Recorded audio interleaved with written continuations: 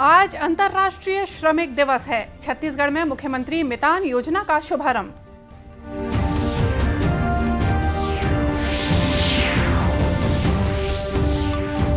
Corona से बचाव के लिए देश में अब तक 189 करोड़ 17 लाख से ज्यादा टीके लगाए गए।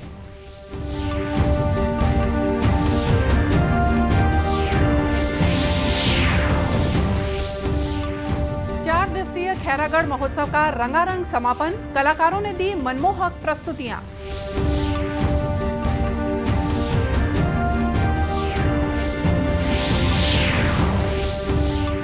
और छत्तीसगढ़ का अधिकांश इलाका भीषण गर्मी और लू की चपेट में। हीट वेव का येलो अलर्ट जारी।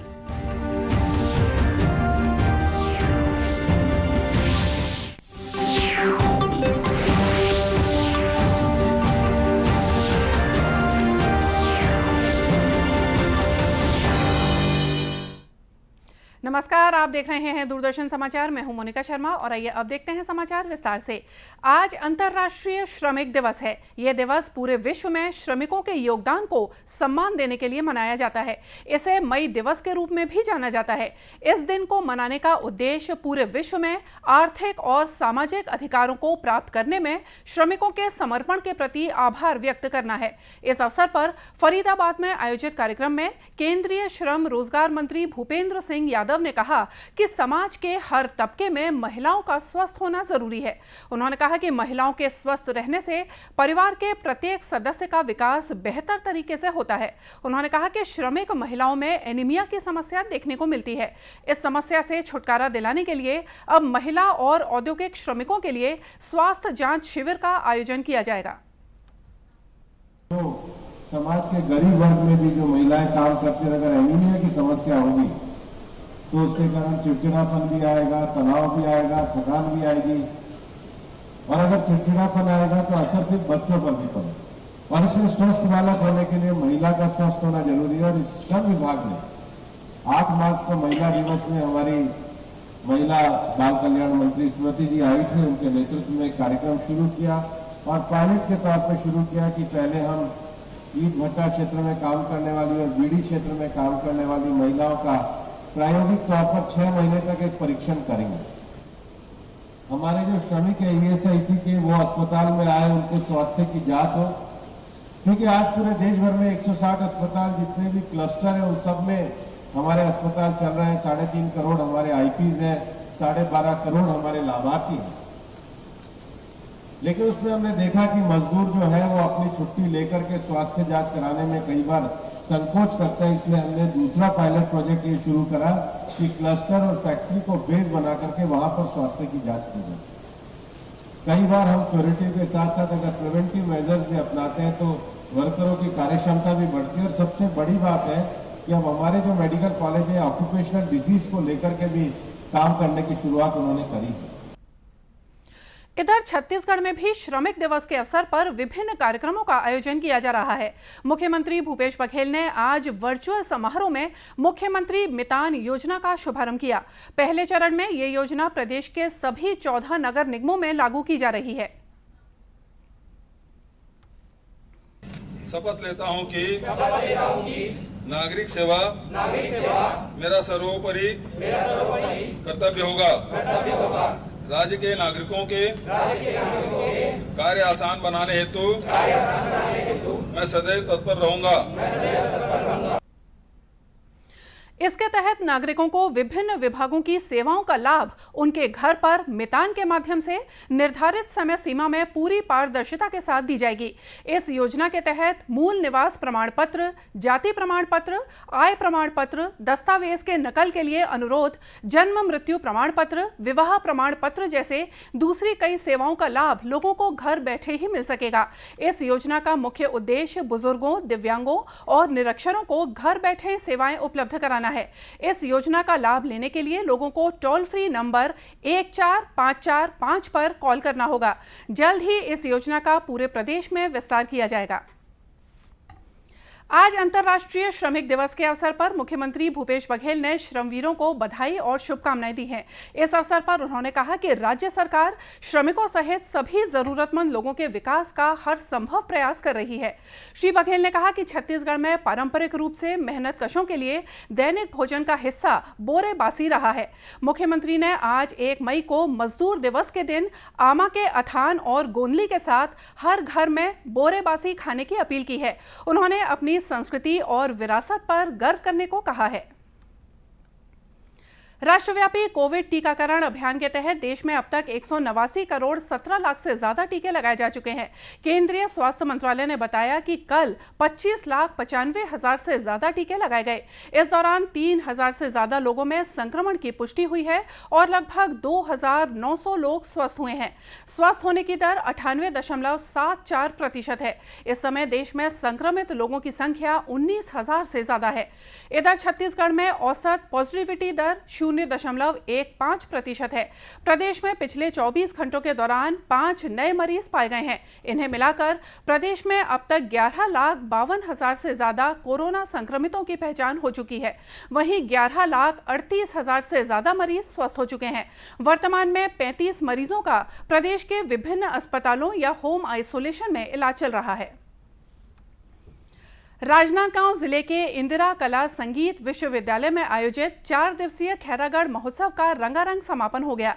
समापन समारोह के मुख्य अतिथि विधानसभा अध्यक्ष डॉक्टर चरण दास महंत थे। समापन समारोह को संबोधित करते हुए श्री महंत ने कहा कि प्रदेश के सबसे बड़े सांस्कृतिक आयोजनों के रूप में खैरागढ़ महोत्सव को देखा जाता है। इस महोत्सव में देश विदेश के कला साधक अपनी उपस्थिति दर्ज कराते हैं। उन्होंने कहा कि विश्वविद्यालय सिर्फ प्रदेश का नहीं बल्कि देश के गौरव का विषय है। मुझे इस बात की खुशी है कि इंदिरा जी ने जो आप सबको, यहाँ के पुराने नागरिकों को जो उत्तरदायित्व सौंपा था, उसे आपने बखूबी निर्वहन करने का कहिए, बखूबी निभाने का कहिए प्रयास किया है और भारत के श्रेष्ठ सांस्कृतिक साधना केंद्र में से आप एक महत्वपूर्ण साधना केंद्र है। कार्यक्रम में कुलपति ममता चंद्राकर ने राजा रानी की दानशीलता को नमन करते हुए विश्वविद्यालय के संबंध में जानकारी दी। स्वर्गीय राजा वीरेंद्र बहादुर सिंह एवं स्वर्गीय रानी पद्मावती देवी की रही है। मैं कला और संस्कृति के प्रति उनकी दूरदर्शिता को नमन करती हूँ।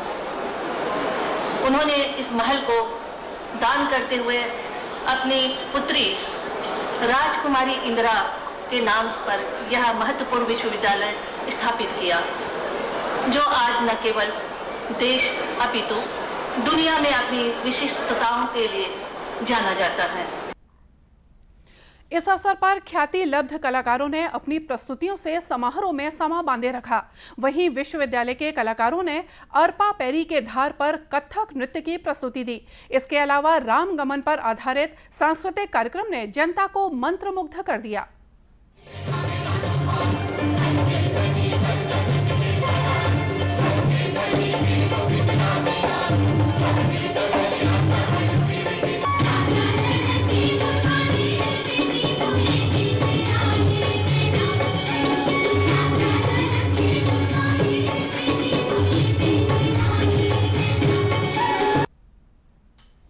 गौरतलब है कि खैरागढ़ महोत्सव का शुभारंभ बीती 27 अप्रैल को हुआ था। जैन चौपाल में कलेक्टर की पहल से बीमार बच्ची को जल्द इलाज मिलने से लोगों में प्रशासन के प्रति विश्वास बढ़ा है। मिली जानकारी के अनुसार गरियाबंद जिले में आयोजित जैन चौपाल में ओड़ पंचायत के अमलेर गांव की बीमार बच्ची लाई गई, जिसकी हालत को देखते हुए कलेक्टर नम्रता गांधी ने बच्ची के तुरंत इलाज का प्रबंध किया। वहीं बच्ची के परिवार का राशन कार्ड भी फौरन बनाकर उन्हें हाथों हाथ सौंपा गया। इस संबंध में खाद्य अधिकारी जे नायक ने बताया कि कलेक्टर के निर्देश पर प्रभावित परिवार को तत्काल राशन कार्ड मुहैया कराया गया है। कमार आवेदिका थी, उसको हमने टेलीफोनिक जानकारी ली है और कलेक्टर मैडम के निर्देश पे तत्काल विद इन ए मिनट आपको राशन कार्ड उसको पात्रता के अनुसार अंत्योदय राशन कार्ड जारी करके दे दिया गया है। वहीं जिले के मुख्य चिकित्सा और स्वास्थ्य अधिकारी डॉक्टर नेतराम ने बताया कि बच्ची को चर्म रोग से संबंधित समस्या है, साथ ही बच्ची कुपोषण से भी ग्रसित है। कुपोषण है, साथ में उसको स्किन इन्फेक्शन भी है। उसको जो है हम कलेक्टर मैडम के निर्देश पर त्वरित उपचार करा रहे हैं एनआरसी में भर्ती करके। अब एनआरसी में भर्ती कराएंगे तो कम से कम 15 दिन तो रखेंगे, साथ में उसका चर्म रोग से संबंधित इलाज भी वहाँ हो जाएगा। गौरतलब है कि तत्काल राशन कार्ड बनने और बच्ची को जल्द इलाज मिलने से प्रभावित परिवार ने राहत की सांस ली है। साथ ही उनका प्रशासन के प्रति विश्वास और बढ़ा है। छत्तीसगढ़ का अधिकांश इलाका भीषण गर्मी और लू की चपेट में है। मौसम विभाग के मुताबिक मध्य प्रदेश से दक्षिण अंदरूनी कर्नाटक तक एक द्रोणिका बनी हुई है। इसके असर से लगातार तापमान बढ़ रहा है। मौसम विभाग के वैज्ञानिक HP चंद्रा ने बताया कि महासमुंद जिले में कल अब तक का सर्वाधिक तापमान 46.9 डिग्री सेल्सियस दर्ज किया गया। वहीं राजधानी रायपुर का तापमान 44.6 डिग्री सेल्सियस रहा।